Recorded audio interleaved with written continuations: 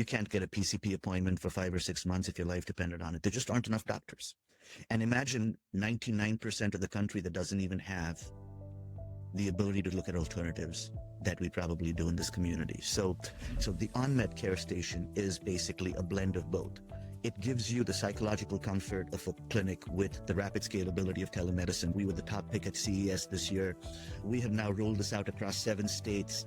It's been rolled out in extremely rural areas like West Alabama and West Texas, where people haven't seen a doctor in 25, 30 years. It felt like the universe was telling me, all right, this is your perfect match.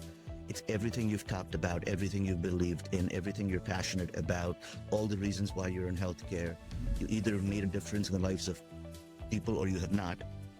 For me, the word purpose means it is something societal. It's something that's bigger than ourselves. It's more than just being a capitalist.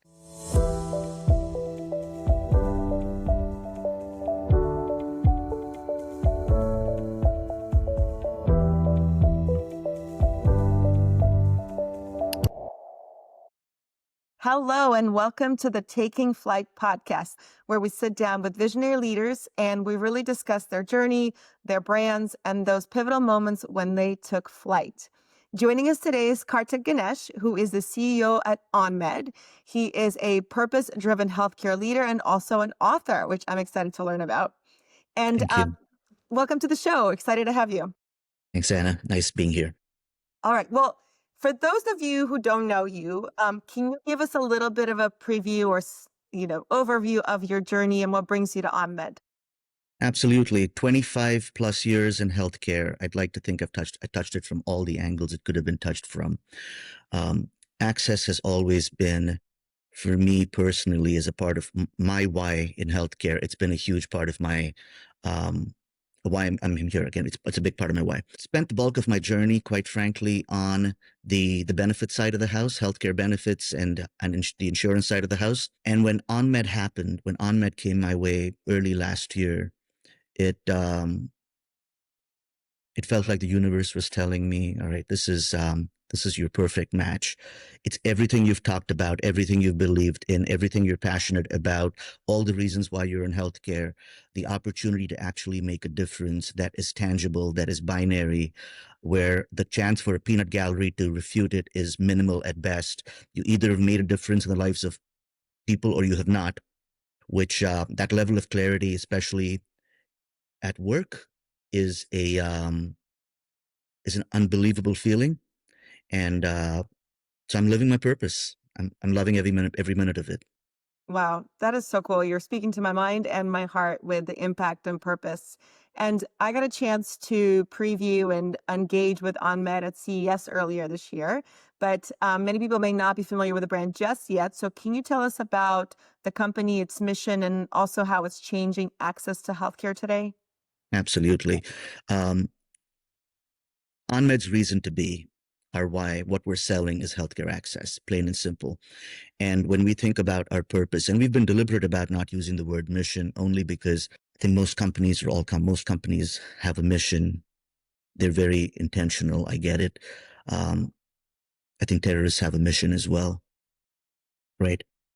For me, the word purpose means it is something societal. It's something that's bigger than ourselves. It's more than just being a capitalist. There's a very healthy dose of altruism to it. I'm going to call it altruistic capitalism. It's the best of what feeds the soul and feeds the pocketbook. And there's a right way to do it and one that makes a difference. So our purpose for us is really about improving the quality of life and the sense of well-being in the communities that we're serving. And that's very tangible for us. So for us, if I just got technical for maybe 30 seconds here, we have 100 million people in America who lack primary care. 80% of 100 million, that is basically, quite frankly, 1 in every 3 people, 1 in every 3.5 people. 80% of US counties have 1 or more care deserts. That is just the here and now. As we look at the demand for care that keeps growing, what most people are unfamiliar with is 11,000 people are aging into Medicare every single day. So we're getting older as a country. The growth of Medicaid over the last 5 years has been 33%. And for anyone unfamiliar with Medicaid on your podcast, Anna, you have to be below the federal poverty limit to be eligible for Medicaid. So we're not only are we getting older, we're getting poorer. And then when you throw in the trifecta, which is really a knockout punch from a risk standpoint, the WHO says 3 in 4 Americans, actually 1 out of every 4 Americans is overweight or obese. So you're now looking at a situation where we are heavier, we're poorer, we're getting older. As a result, the demand for care continues to grow. And the only two modalities of care that we're aware of are one, the more traditional brick and mortar clinic based care, which is fantastic. It gives you the comfort, it gives you the confidence, it gives you the comprehensiveness of care that you need. But with that being said, it's extremely expensive to stand up. And two, as all of us know who's tried setting up a doctor's appointment and when we don't get one for the next 4 months, we are running out of clinicians as a country. We needed 200,000 more physicians as of 4 years ago. We're producing 17,000 every year, and 50% of anyone who's practicing is on the verge of retirement or burnt out. 17,000 every year when we needed 200,000 4 years ago, according to the AMA. So that number keeps growing. We've hit a ceiling in terms of doctors that we can go and see, which is why we can never get appointments. Then we go through COVID and people look at telemedicine and they feel telemedicine was a pretty cool thing to happen. It was. If you've got incredible broadband at home and if you've got the sniffles or you've got a quick question, it's a great answer for you. 42 million Americans have absolutely no broadband. 70 million Americans, 70, have no viable broadband. 1 and 2 Mbps does not give you video. So 70 million Americans are automatically, even without doing a single thing, they're excluded from telemedicine. Then you take it one step further.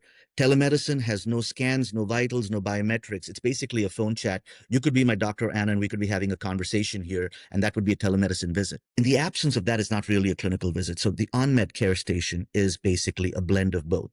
It gives you the psychological comfort of a clinic with the rapid scalability of telemedicine. We're calling it a clinic in a box. You can essentially plug it in anywhere. You were at CES. We were the top pick at CES this year. We have now rolled this out across 7 states. It's been rolled out in extremely rural areas like West Alabama and West Texas, where people haven't seen a doctor in 25, 30 years in some cases, inconsistent running water, just a whole host of socioeconomic challenges that get compounded by the fact that medical care is either not available or too expensive to handle.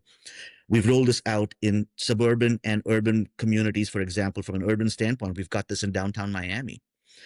We've rolled this out in Hartford from a suburban standpoint. So what continues to be clear to us, we've put this inside of prisons, it's gone inside of a hospital, it's inside of an airport now, it's in a homeless shelter, the first of its kind in America. What continues to be very clear to us as I wrap up this part of it is we are absolutely about bringing care to the underserved, and the underserved has nothing to do with where you live. It's not about rural, urban, semi-urban. The underserved does not care what your net worth is. We talked, and before we joined, we talked about the fact that I live in Greenwich. I mean, it's the hedge fund capital of the country. You can't get a PCP appointment for 5 or 6 months if your life depended on it. There just aren't enough doctors. And imagine 99% of the country that doesn't even have the ability to look at alternatives that we probably do in this community. So we're struggling as a country. More importantly, the things we're struggling with from an access standpoint are not American problems alone. These are global problems.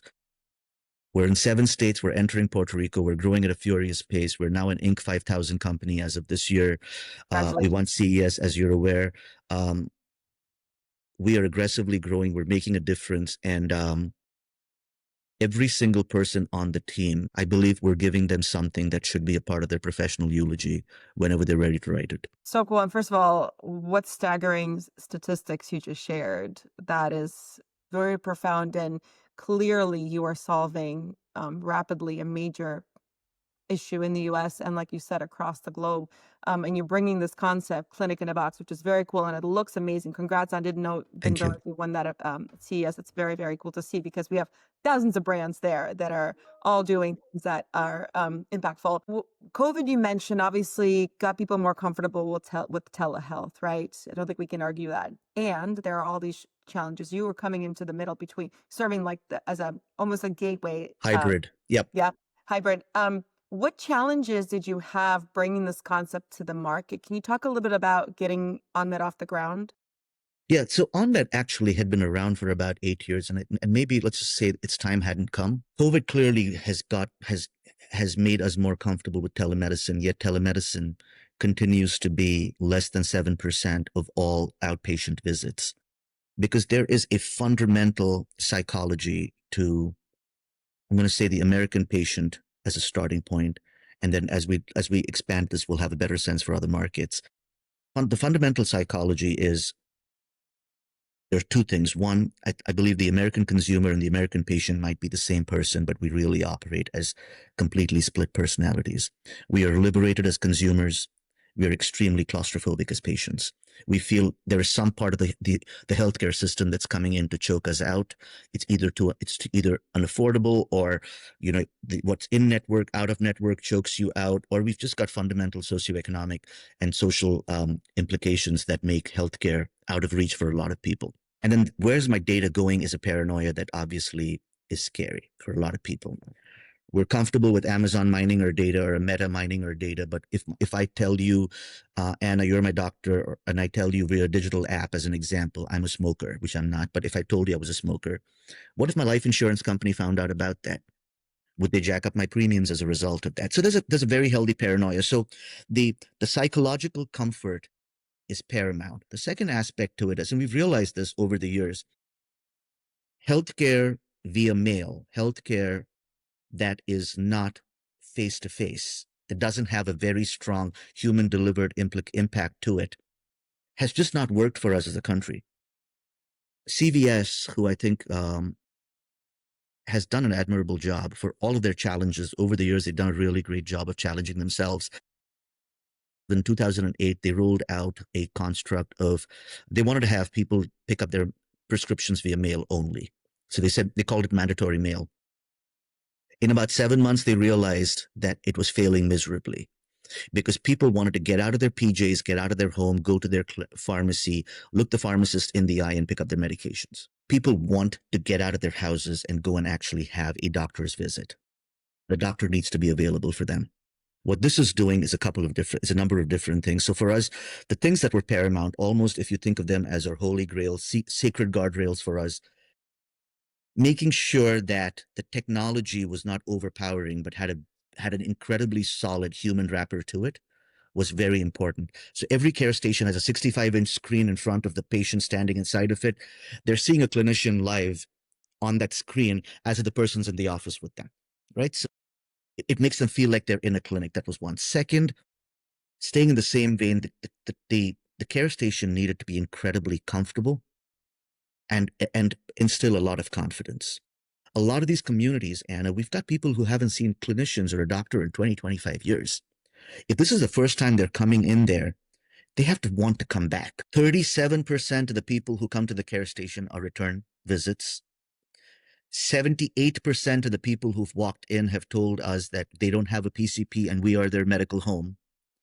53% of the people have told us that if they had not come to the care station, they would have gone to the ER, but maybe the ER was out of reach for them, with a 4.96 out of 5 satisfaction score for us. So for that consumer experience, the patient experience for us was paramount. And then the last thing I would call out was B2C has not worked in healthcare. We needed to create a B2B model where insurers, healthcare, health systems, hospitals, universities, um, employers, local, state, federal government, all of these folks were essentially clients who were going to pay for the care station to be able to bring care into these communities. Being able to build a B2B access vehicle was both important and not easy. But it is the only way to create a sustainable answer from an access standpoint. We come back to COVID each time, right? I've been a firm believer, and I think most people are. The next pandemic is not an if, it's a when. We need to bolster our public health infrastructure. OnMed needs to squarely be a part of the public health infrastructure because both the other options have hit a ceiling. Oh, well, you guys are really tackling access to healthcare in this innovative way, right? And preparing for the future, which is really amazing to see because you're right. Who would have predicted what happened? Absolutely. And Yep. who is to say that that could never happen again? How do you ensure that the purpose and everything that you're doing. You mentioned B2B and the challenges you've had. How do you qualify that and are able to communicate that value proposition, the differentiation, the innovation in your marketing, your communications? As a communicator, I have to ask Yeah, that of question. course. Tell us Yeah. about that. Yeah, Anna, we've been very, very deliberate. We've put exhaustive thought to this, and we continue to refine how we talk about our product. We're not, as an example, we're not selling care stations. We're not leasing care stations. We are. It's about healthcare access. The notion of everyday healthcare, which is really things that something, a construct that most people can find a kinship with. This is not that I have a chronic condition, but I've got something that I might need to go to the doctor for. Maybe it's an quick urgent care visit, a quick ER visit, or maybe a quick primary care visit. Things that we can relate to everyday care. We've been deliberate about that. In a world of Tuma with a bed in a box and IKEA selling a box for everything, it was incredibly important to draw the visual around a clinic in a box. And that has been very powerful for us, especially as we've gone into conversations with government officials, folks like the FDA, the FEMA, etc., to really simplify for them what we are gunning for. This, at the end of the day, is an infrastructure play. We could get as fancy with it as we wanted to. Brass tacks, this is a public health infrastructure play. And the only question the person across from us has to answer is, do you have an access problem or not? If you don't have an access problem, there's nothing more for us to talk about. As a result, we have found that from a comparable standpoint, we have an overweighted percentage of the share of voice as it pertains to the B2B space. Overweighted as in overweighted by far. If the conversation is about healthcare access, if the conversation is about underserved, if the conversation is about social determinants of health, we have an overweighted advantage over anyone who's even remotely in the primary care space in the B2B arena.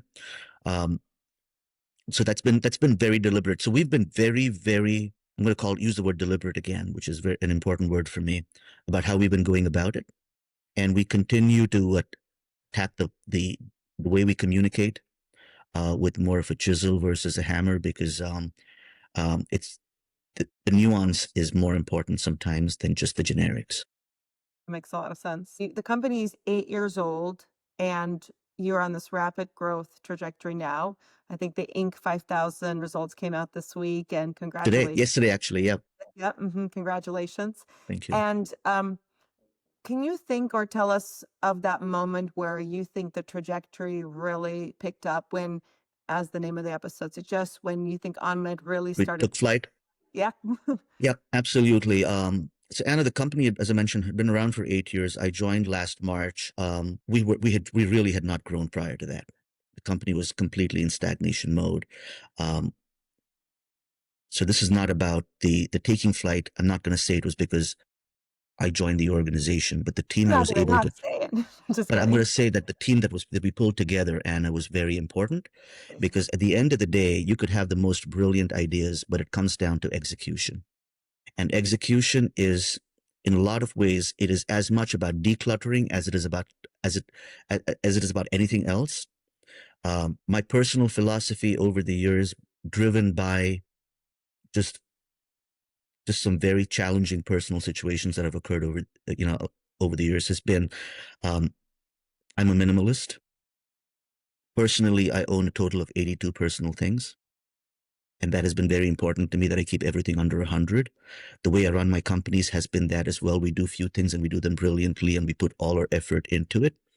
Um, we have not over-engineered the product. We have not over-engineered the way we've thought about the organization. We have made sure that we've built ourselves to be nimble, scalable, um, with a very high-performing team. That all of those things have been important to us. For us, the flip of the switch was moving from a spray and pray mindset to getting just laser focus on execution.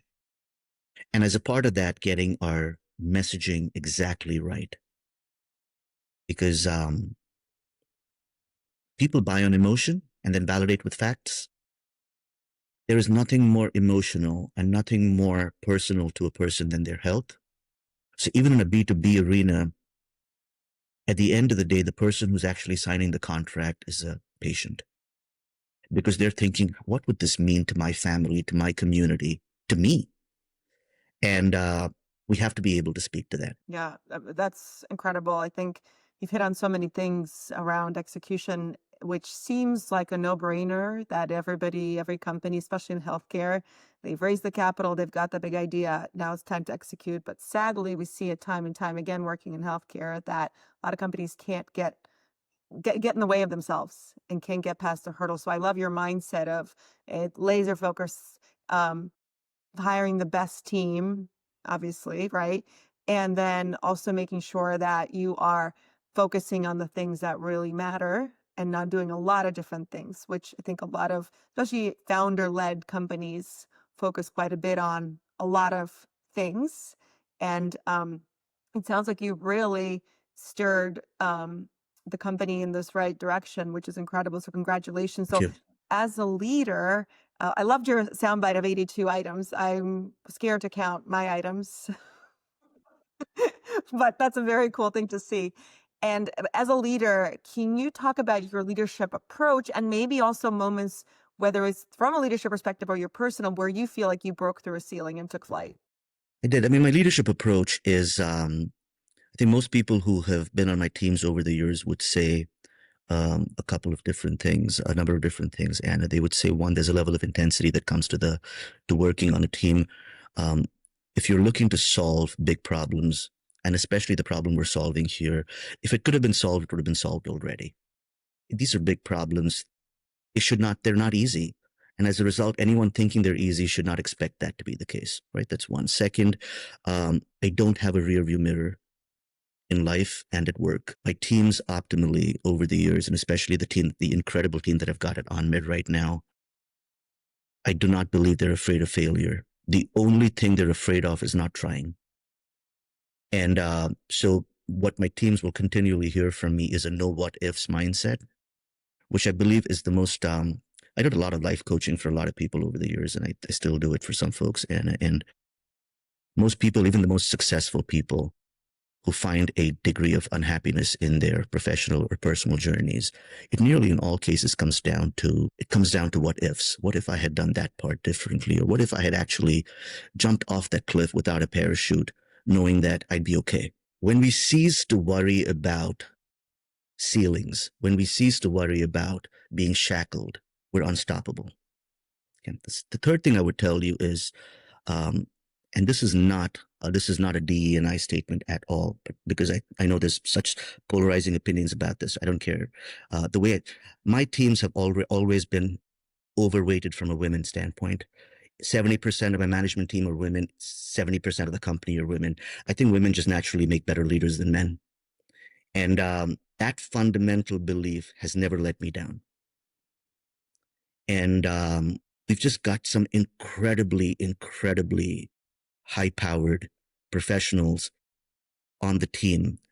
That's the third thing. And the last thing I would leave you with is, I think anyone who ever says you hire great people and get out of the way, I don't think they've ever built anything in their lives. I don't believe that. You hire great people, you make the destination and the why extremely clear to them. You you need to be very clear about your standards, very clear about your guardrails. You need to be very clear what success looks like. You need to be very clear about what you're expecting of them. High performers thrive on clarity. And then you need to step aside, not step away. And then you need to be a coach and help them scale mountains while scaling those mountains with them, because you need to continually show them that you're not asking anything of them that you wouldn't do yourself. When you put all of those ingredients together, don't think that I don't believe a team can be defeated. Such great insights, and I love your leadership approach. It's interesting. I was at a conference a couple of years ago, and the former Disney executive was there, and we took this into our company, similar to your what if. The concept was around people saying, "No, I can't do that because of this," and turning it into yes if. No, I can't get that done because I don't have enough time Makes versus sense. yes, I can get it done if I can get an extension on this and get a little more funding, right? Yep. And Yep. you talk so much about mindset shifts, whether it's a leader or a team player or whatever, and I really appreciate that. That's very Yeah. A cool. tailwind. Uh, You turn your back on a headwind, it's a tailwind. Why would you keep running into the why would you keep running into it? Right, right. Okay, well, my final question for the day for you is where do you see this going in the next 5 to 10 years? What do you foresee for the company, for the team? Give us a little sneak preview. Yeah. And I don't think that far out. Life is too unpredictable. But here's what I would tell you. America needs OnMed is my bottom line. America needs OnMed to be wildly successful because we need another modality from an access to care standpoint. So when I look at the company, I would fully expect that we have a very, very dominant position in the US. We grow exponentially. We create an incredible beachhead here. We then take our solution outside of our outside of our borders, and we create a global phenomenon around all things OnMed. And I'm hoping in the not too distant future, OnMed is a verb. If you need to see a if you're unwell and you need to see a doctor, to do OnMed. See it. I picture it. You've shared the vision. It's clear. So, congratulations, Kartik. Thank you Thank so much you. for joining us today. What an incredible, powerful company and your story. And I wish we could do this for the next 4 hours because I have other questions about your background, but we will keep it short and sweet. Thank you. And thank you again. And thank you, everyone, for tuning in. Until next time, this is Taking Flight. We'll see you soon.